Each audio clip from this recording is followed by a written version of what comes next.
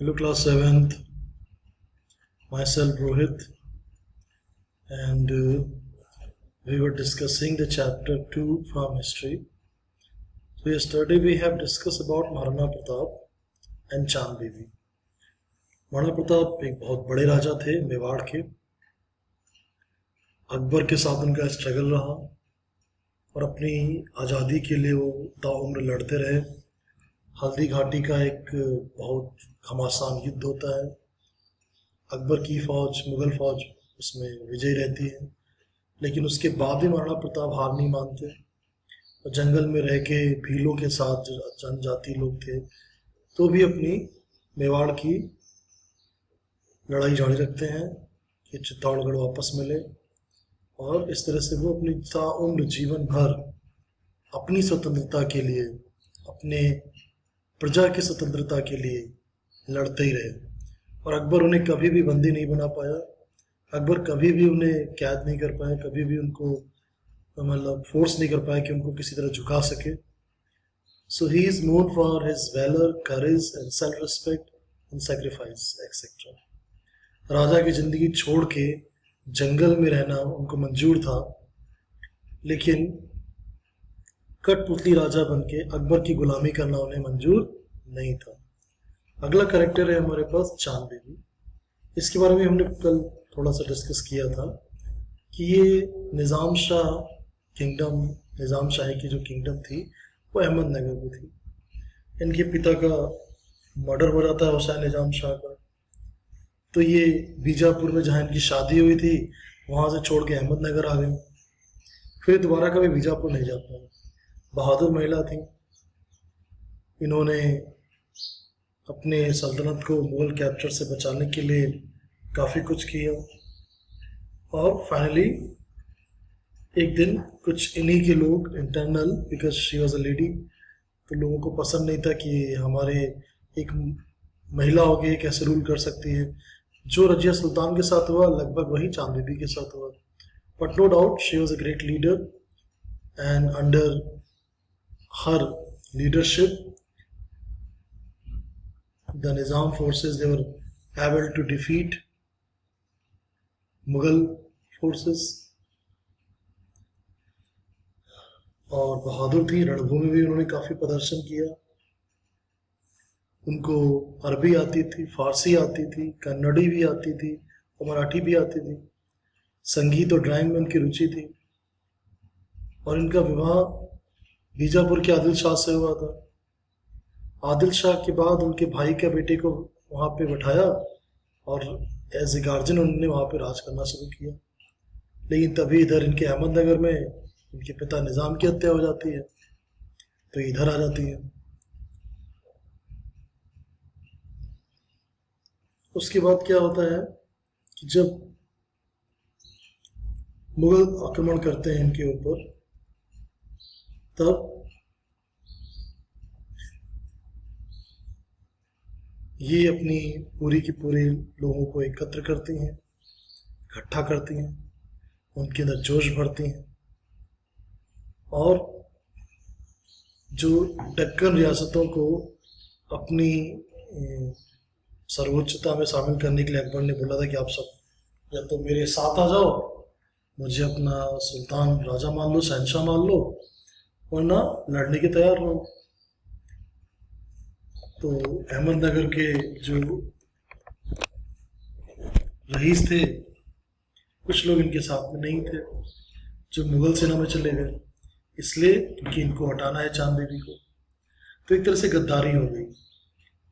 उसके बाद मुगलों पे हमला हुआ और मुगल हार गए।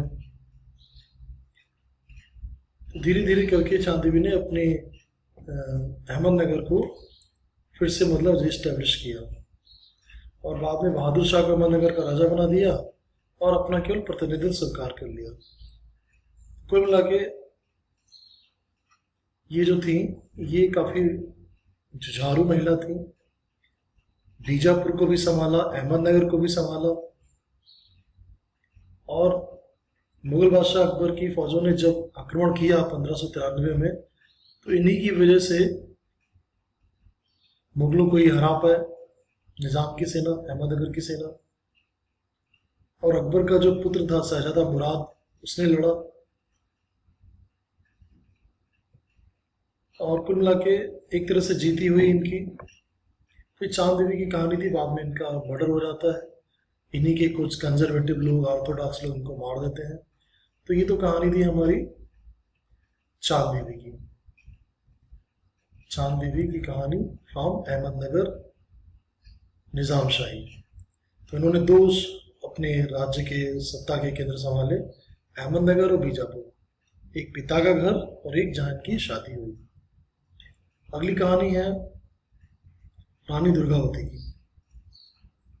रानी दुर्गावती की कहानी मैं आपको बताऊं कि आपके बुक में क्या लिखा हुआ है।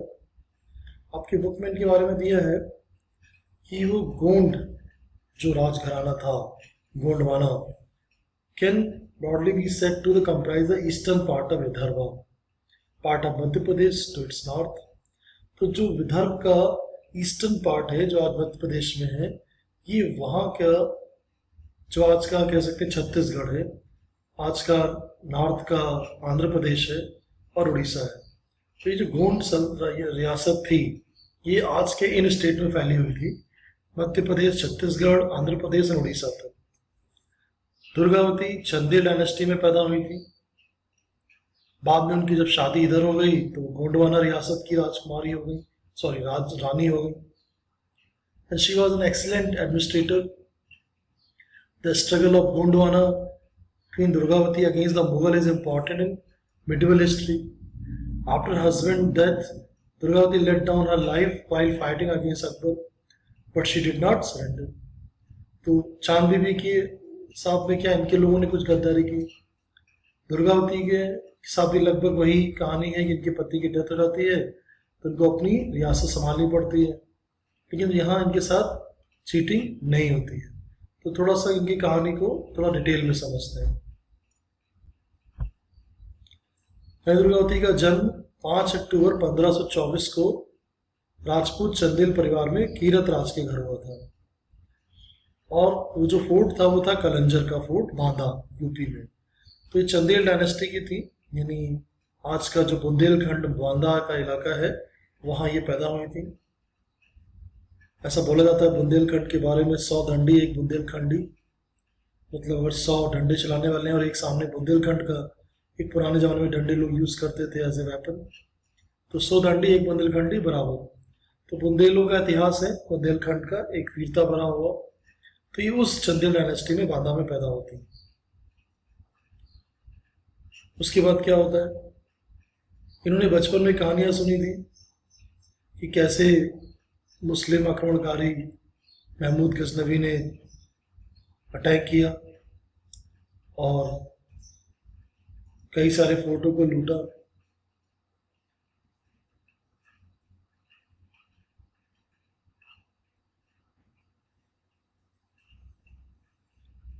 तो इन्होंने सब चीज़ें सुन रखी थी कि किस तरह से इन्वेडर्स आ रहे हैं और वो लड़ाई झगड़ा हो रहा है चारों तरफ से।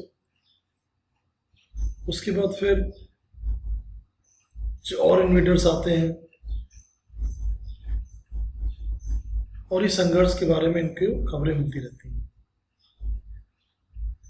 1542 में इनकी शादी हो जाती है दलपत शाह से, जो संग्राम शाह गौंड डायनेस्टी के सबसे बड़े लड़के थे, वहाँ के राजा के, संग्राम शाह के। Chandel Gond dynasty got closure as consequences of this marriage, and that the reason the Kirat Rai got the help of Gond and his son-in-law Dalpat Shah at the time of Muslim invasion of Shershah Suri, in which Shershah died। अब इनका सामना शेरशाह सूरी से होने था, इन दोनों dynasty का, Gond dynasty और एक तरफ चंदेल डायनेस्टी। तो चंदेल डायनेस्टी और गोंड डायनेस्टी दोनों पास पास आए शादी की वजह से, और इसी की वजह से जब लड़ाई हुई शेरशाह सूरी के साथ में कीरत राय की और दलपत शाह की, तो फिर वो शेरशाह सूरी मारा गया उसमें। Durgavati took the rain of Gond dynasty. अब इनके पति की मौत हो जाने के बाद इन्होंने मोर्चा संभाला और अपने सल्तनत को, अपनी रियासत को आगे बढ़ाया।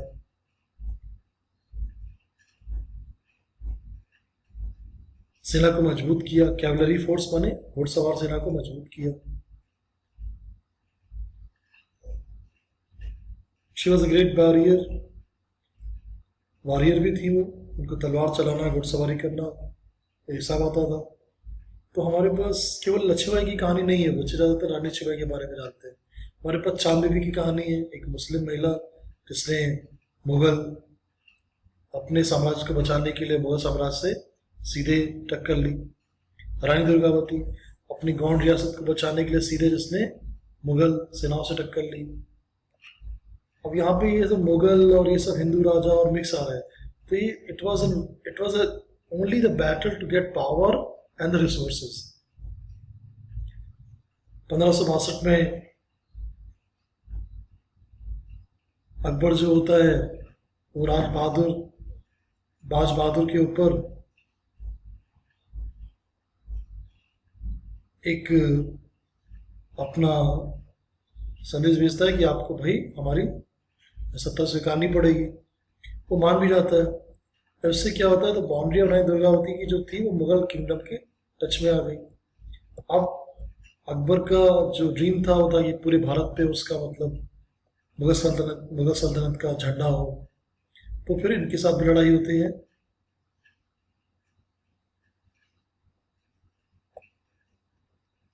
और कई सारी फाइटों के बाद